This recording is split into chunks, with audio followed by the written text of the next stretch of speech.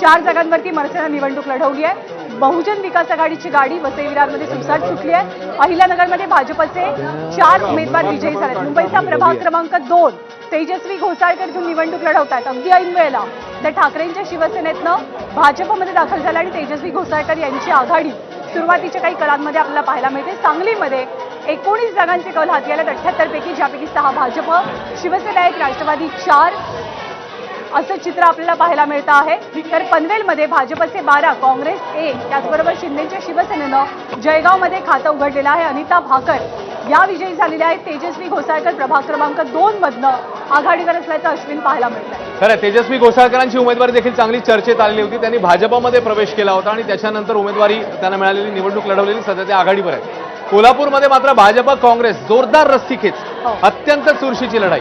भाजप 22, काँग्रेस 26, सध्याच्या घडीला काँग्रेस 4 पेक्षा जास्त, 4च्या फरकाने किंबहुना पुढे आहे। मात्र जोरदार रस्सीखेच जी आहे ती काँग्रेस आणि भाजप कोल्हापूरमध्ये बघायला मिळते। जळगावमध्ये शिंदेच्या शिवसेनेने खातं उघडलंय। अनिता भाकर जिंकलेल्या आहेत। जळगाव या ठिकाणची आपल्याला अपडेट येते। प्रभाग क्रमांक 2 मुंबईतली अपडेट, तेजस्वी घोसाळकर आघाडीवर।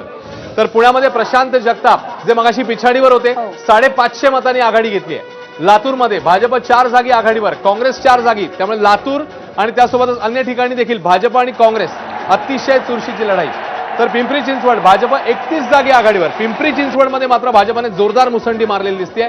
31 ठिकाणी भाजप आघाडीवर, तर जळगावमध्ये शिंदेच्या शिवसेनेने खातं उघडलंय। पुण्यामध्ये भाजप 37 ठिकाणी आघाडीवरती आहे। तर पिंपरी चिंचवडमध्ये 31 जागांवरती भाजपची सध्याची तिथे सत्ता आहे, ती सत्ता भाजप राखणार का हा एक सवाल असताना कोल्हापूरमध्ये सुद्धा भाजप 22, काँग्रेस 24 अशी आघाडी आपल्याला पाहायला मिळते। इथे महायुती एकत्र आलेली होती काँग्रेसच्या विरोधात लढण्यासाठी आणि त्यामुळे पुण्यात भाजप 42 जागांवरती आता आघाडीवर गेलेला आहे।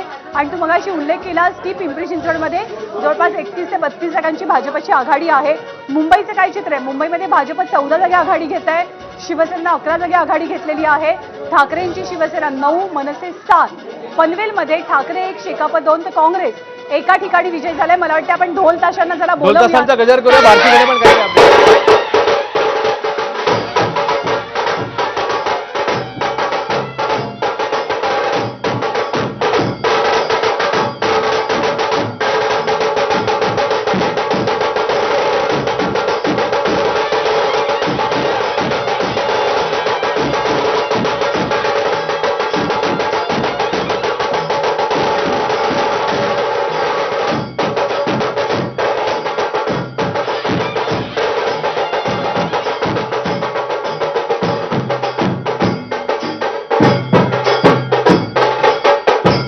तर ढोलताशे वाजलेले आहेत, काही ठिकाणचे निकाल समोर आले आहेत। भारती सांगेल। आणखीन एक महापालिका आपल्याला क्लिअर होताना दिसते, ती आहे जळगाव महापालिका। जळगाव महापालिकेमध्ये 40 जागी आत्ता भाजपचे उमेदवार आघाडीवर आहेत। त्यांचा मॅजिक फिगर 38 आहे आणि आता 40 जागी आघाडीवर, त्यामुळे सत्ता येताना दिसते आपल्याला। अर्थात हे कल आहे, थोड्या वेळात निकाल स्पष्ट होणारच आहे। मात्र आणखीन एक महापालिका क्लिअर झालेली आपल्याला दिसते। खरं, त्याच्यामुळे मगाशी 2 महापालिकांचं चित्र समोर आलेलं होतं आणि आता तिसरी महापालिका जळगाव, भाजपने जोरदार मुसंडी मारली।